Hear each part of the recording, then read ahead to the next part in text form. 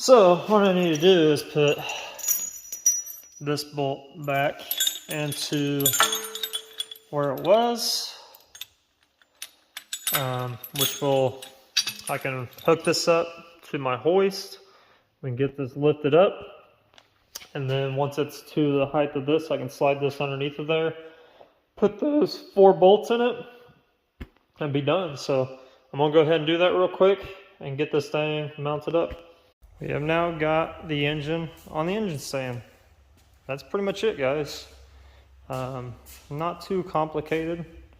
You know, if you're doing this by yourself, engine stands and engine hoists, you know, that thing helps out tremendously when doing stuff like this, and engine stands.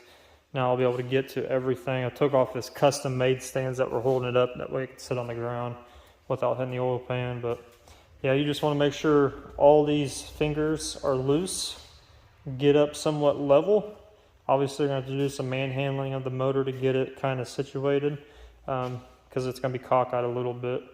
And then once you get all these kind of finger tight inside there, you want to tighten up all these.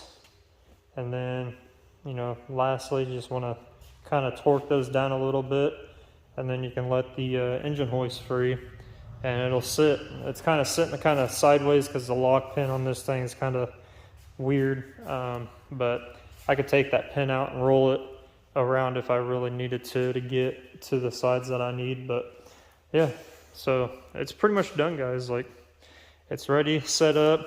The next video is going to be the prepping stage of everything. Let me get these out of here. So I'm going to show you guys how, because all this inside of here is going to go green too, so it's all going to get painted. So I'm going to show you guys how to tape everything off, prep it, get the essential products that you need in order to do something like this. It's not really easy, but it's not actually hard either. It's just really time consuming, because you got to get inside these little crevices, everything. You know, you got to block off what you need to block off. That way paint don't get to things like that, you know. And obviously you don't want to get paint on the gaskets or anything like that. Normally, when I do blocks like this, the oil pan's off of it, the heads are off of it, nothing's on the motor. It's just literally just a block.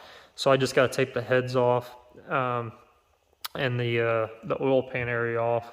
But this was already pre-built, so you got to go through all that extra work to get it all taped off and prepped and cleaned up the way it needs to be in order for it to actually hold